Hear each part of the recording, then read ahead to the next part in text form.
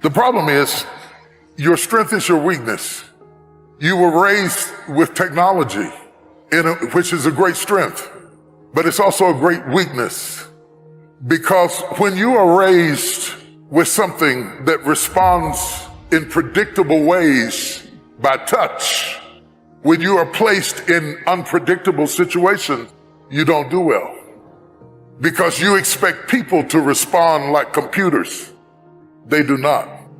People respond in unpredictable ways. Being multidimensional is a good thing. So when you start thinking about streams of income, think of multiple streams of income. I wanted to preach. I'm called to preach. You know me from preaching. You know me from ministering the gospel. And I love what I do. But I had dreams for my children that were bigger than what I do. I did not want my children to have to fake being me in order to be successful.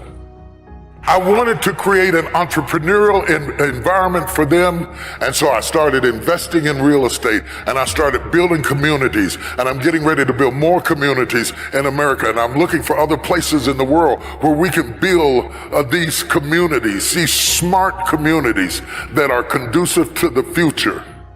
You do not build your business on where you are or where you've been. You build your business on where you're going.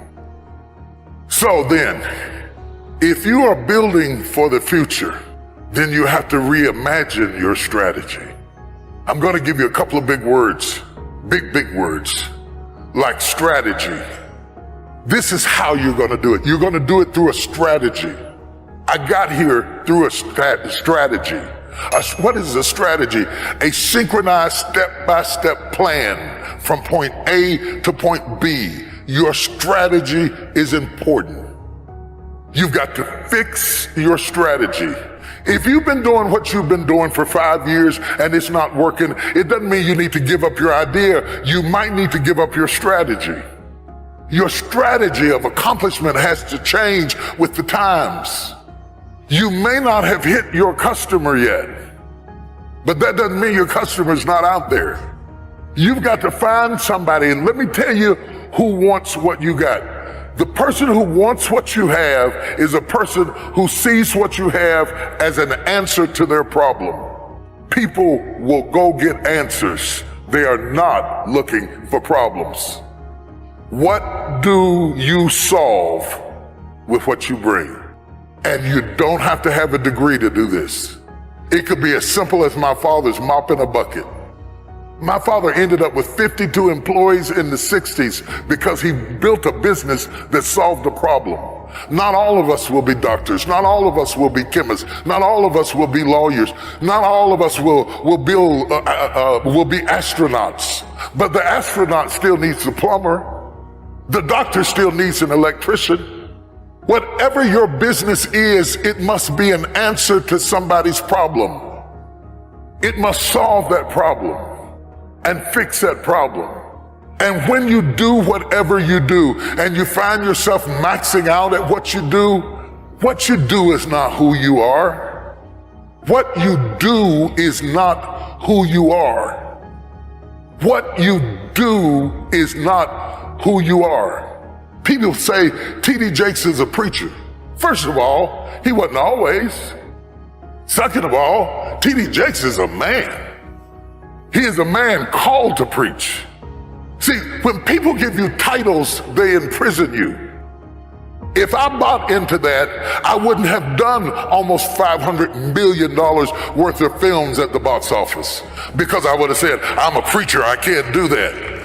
Don't let anybody lock you up with a title in a prison that is beneath your level of gifting. You are whatever is in you. You are whatever is inside of you. You are whatever you think about at night. You are whatever you dream. You are whatever is in your head. I want to break somebody out of jail right now. You are more than what people call you. Am I in the right place? You are more than the job title that you have. You are more than the company you work for. You are more than anything you have experienced up to this point. You are everything that gives you energy when you think about it. Find out what are the things that make you leap out of the bed in the morning. What are the things that give you energy when you think about them? Your purpose is in your passion. Your purpose is in your passion. Don't sit there and say, I don't know why I'm here. You do know why you're here. Find the thing that gives you energy when you do it. That ideas start teeming over in your head when you get in it. Find the thing that when you get into it, you're curious about it. You're attracted to it. You're drawn to it. Because whatever the anointing you respect is the anointing you receive. Oh, can I talk to you, somebody? The anointing you respect is the anointing you receive. So the person that you idolize, you probably idolize them because they're doing something that is in you. Other people ignore them. And you would walk a mile to hear them or see them or hear them sing or watch them build or hear them orate or whatever it is that they do. It's because it's in you. When I was 8 years old, I was sitting in the back of the car with my mother, and my mother was a speaker, and she went out and did public speaking. And I was sitting in the back of the car. At 8 years old, I said, right now I'm going to hear you speak. And they called me Miss Jake's son. But the time will come, you'll come to hear me speak, and they'll call you Tom Jake's mother. Instincts are inside of you, and they are never one-dimensional. You are more than your job. So if your job goes down, it doesn't mean you have to go down. While you're working for a company, never stop branding yourself.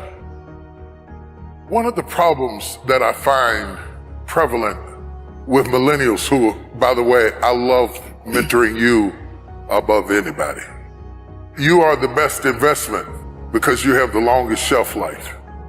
You will outlast me, and you assure the fact that my work continues. I cannot have success without a successor, so I'm committed to you winning. Let me say that first of all. I am committed to you winning. The problem is, your strength is your weakness. You were raised with technology, which is a great strength, but it's also a great weakness. Because when you are raised with something that responds in predictable ways by touch, when you are placed in unpredictable situations, you don't do well. Because you expect people to respond like computers. They do not. People respond in unpredictable ways. And let me tell you something that you're gonna have to become more proficient in. Relationships. And relationships are not text. They're not tweets. They're communication. We are designed that we read more than language. I don't have to, like a minute ago, you were doing what you were doing. I didn't know what it meant, but I felt what it meant. So communication is more than speech. It's eye language, it's body language, it's voice inflection. All of those are tools, because when you get ready to do business, people don't just do business with ideas. People do business with people.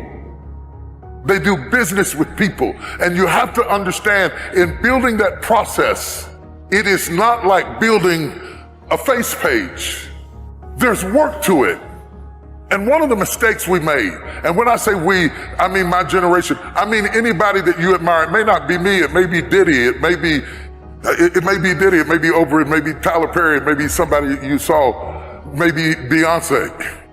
You see us after we arrive. You didn't see us when we struggled. So when you decide, I'm gonna be like him, you're coming in at the end of the movie. You missed the days I couldn't feed my kids. You missed the day that I went out in the field and gathered apples to feed my kids, or used paper towels for diapers because I couldn't buy diapers. You came in later when you saw me on TV, and you want to leap over all of those no's to get to a yes. But it is the 400 no's that lady was talking about before the yes that makes you who you are. And when you get a no, you give up and say, this must not be it. That's not true. That woman got 399 no's before she got one yes. You have to have the resolve inside of yourself to resist the temptation to believe the detractors and to continue to believe the voice within. And why is that important? It is the strength you gain from your failures that make you strong enough to stand up to your success. If I wanted to really destroy you right now, real fast, real quick, I would give you my life right now and all that goes with it and all the 300 and so employees of my little company. I would give it all to you right now in a flash and say, there, it's yours, take it. You know why that would be criminal? I didn't give you the struggle and the strife and the experience and the pain that created it. You wouldn't be able to handle it. You wouldn't be able to stand it. It would be murderous to win too soon. Let me go biblical on you. The reason the prodigal son ended up in the hog pen is not that he didn't get what was his, it was that he got what was his too soon. And there is something to be respected about process. The process, the little steps that make a mile. It is not the destination. It is the things you learn along the way. It is the people who beguiled you and tricked you that make you wiser. Wisdom is made out of the stupid things you did before you got it. Don't miss it. That process is invaluable to you getting there. Does that mean that you have to be my age before you get there? Absolutely not. But it does mean that you don't go from thinking a thought to producing an idea without pain, no more than a woman goes from having sex to getting up in the morning with a baby in her arms. The gestation period is critical. Gestation creates formation.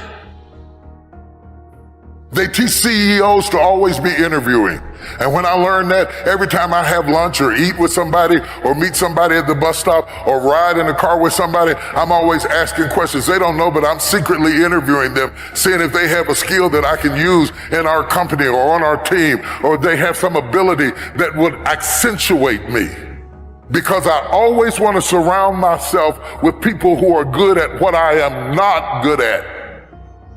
I guarantee you, if I look into your phone is filled with names of people who do what you do. You gotta break out of the box of only hanging out with people who do what you do. Because if you only surround yourself with people who do what you do, inevitably they will compete with you. But if you surround yourself with people who are good at what you're not good at, they will complete you. Go from surrounding yourself with people who compete with you to surrounding yourself with people who complete you. So the lawyer needs to hang out with the doctor, and the doctor needs to hang out with the dentist, and the CEO needs to hang out with the preacher, because I always get excited when I have a friend that doesn't do what I do. When I have a friend who does what I do, I have to put up with these little snide remarks, little funny, little halfway compliments where they're a little bit of a hater, but they're not really a hater, but they're sort of a hater. Does anybody know what I'm talking about? Where they give you these little halfway compliments that you don't know how to take, and you sort of give them a half grin, and you walk away wondering, what did they mean by that? Put those people at the back of the list and find somebody who does what you don't do, because they will complete you, they will fulfill you, they will strengthen you, and they will make you more rounded. And they will give you different perspectives. If you have the courage to admit what you're not good at, you will find out who to pick to surround yourself with. I want to hire my weaknesses, not my strengths. Because when you hire your strengths, they're just waiting on you to get sick so they can take your job. Hire your weaknesses. Surround yourself with people who complete your vision, and then build your team. We are busier than any other generation we have seen in the last 300 to 400 years. We are so busy. We are busier than a one-arm wallpaper hanger. We're just busy. We are just as busy as we can be. And we think because we're busy, we're effective. But I want you to challenge your schedule for a minute and ask yourself, are you really being effective? Or is your life cluttered with all kinds of stuff that demands you and drains you and taxes you and stops you from being your highest and best self? And are you substituting busyness and all the chaos that goes along with busyness from being effective? We do have a purpose. We may not be perfect people. We may not have perfect situations, but we are still significant nonetheless. And we have been blessed with a rich body of emotions. We have emotions. We're not like roses or plants or bushes that have life without feeling. We have feelings. And when we use them properly, they are very effective in motivating you toward your destiny. I want you to be clear and understanding that purpose and passion are interconnected. Unfortunately, we live in a crazy world that we're busy all the time and everything's fast. And we are losing touch with who we are, our inner sense of passion. But it is your passion that empowers you to be able to do that thing you were created to do. We have passion through which we thrust into the throes of life to accomplish the things that we were created to do so that we can function at a higher dimension with authority and with conviction. You need passion to withstand all the obstacles that go along with your purpose. Just because you're living on purpose doesn't mean you're going to have problems. You're going to need thrust to be able to get up off the ground and to step into the field of your dreams. Even if you have not landed on the thing, at least get in the territory of the thing you are dreaming to do and that you hope to accomplish to do. And through that passion, you're able to ignite things you have never ignited before. I hear you, I hear you, I hear you. You're saying, I don't feel a thing. All of us go through times that we don't feel anything at all. But in order to ignite passion again, you have to be exposed. Get out of the boat, Peter. Walk on the water. Go do something you've never done before. Get involved. Get connected. Because when you are exposed, you see that there are more options than your contemporary situation at any age. That's the good news about it. You don't have to be cute. You don't have to be pretty. You don't have to be a size 3. You don't have to be a blonde or brunette. You don't have to be 20 or 50. At any age, you can still ignite your purpose through finding your passion. That's good news. What then do we do with the lulls in life? The dark shadows in life. We all have them. The secret pains and burdens that we have in life. Are they in fact distractions from our purpose? Absolutely not.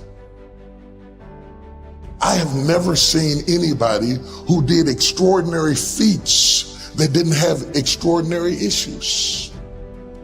It is the passion that gives you the power you need, but it is the pain from which you have the conviction about it.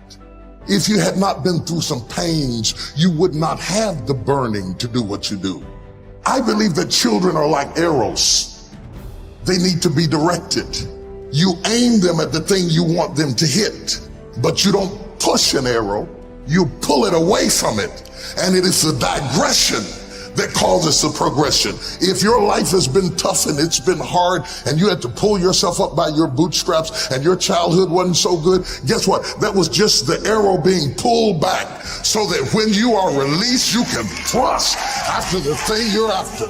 So you don't have to grieve over what you didn't get and what didn't happen and how you were treated and who didn't raise you and who didn't love you. You don't have to grieve about it at all. Once you understand, the greater the digression, the stronger the progression.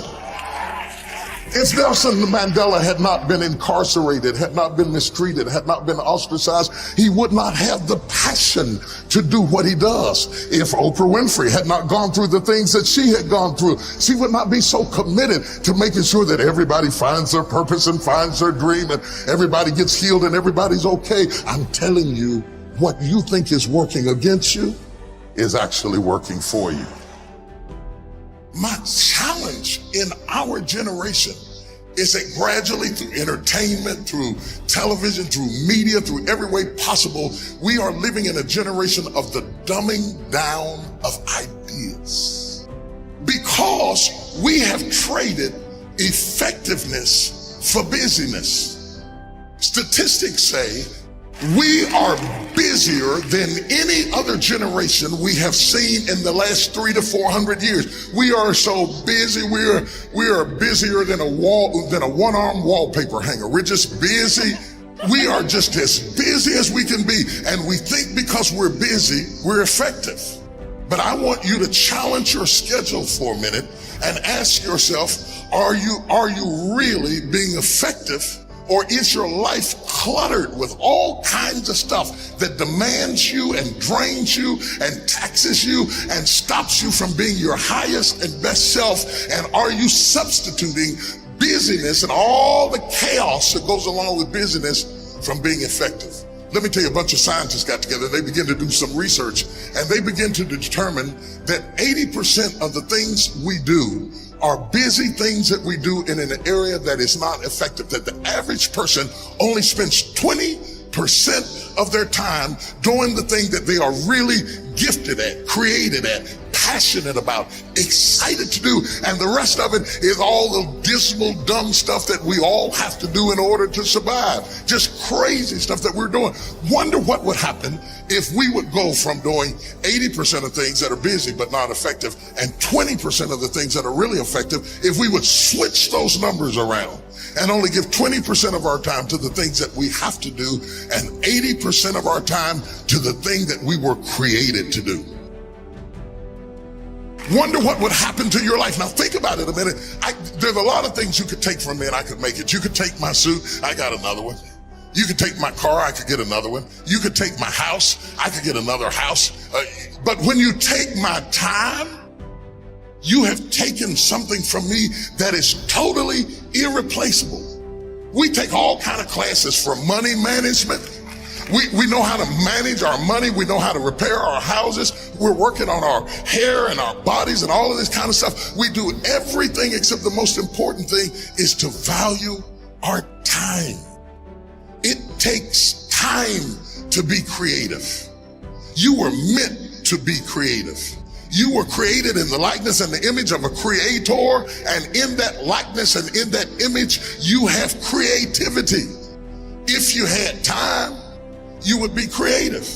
But in the absence of time and with busyness and clutter and the phone ring, beep, beep, beep. Y'all got music playing on your phone, all kinds of stuff. And no matter what kind of song you put on it, after a while you hate to hear it, because every time you hear that sound, you know it's somebody else wanting something else from you that's taking you away from what you are gifted and creative to do. This is a life class. That means that we have an opportunity to learn how to maximize our lives. Think of the things that you're doing that somebody else could be doing. And think of yourself as a precious commodity that you are going to reserve your energy for your highest and best use. The first thing we teach people that understand their significance, if you are doing anything that somebody else in your life could do, you are not reserving yourself for your highest and best use. We are not using our life, our time, our energy for our highest and best use. And something in the back of this brain back here is going, ding, ding, ding, ding, ding, ding, ding, ding, ding. You're missing it. You're missing your life, your purpose, your passion, your excitement, your enthusiasm. And through these classes, what we want to do is shake you and rattle you and stir you up to understand that every moment is a gift, every second is a gift, every thought is a gift, every idea is a gift, every opportunity is a gift, everybody you meet is a gift. You are gifted with opportunities, and I want to show you how to begin to maximize what you've got. People will define you by how they met you. Whether it may be girlfriend, mother, banker, whatever it is, if they define you right there, they put a period But if you have the capacity to do more, turn that period into a comma. I tell people, don't let people put a period where God has put a comma. Explore all of your life, no matter how diverse it is. There are some people who have more capacity and they can handle more things. And there are other people who have to focus on one thing and do one thing well. You have to determine which one you are and be that. A lot of people don't know how to get over the past. They don't know how to forgive. They confuse forgiving with forgetting. You don't have to forget it to forgive it. They need to also realize that forgiveness is a gift you give yourself. It does not exonerate the perpetrator. It doesn't mean that they weren't wrong. It just means that I'm not going to be tied to what they did the rest of my life.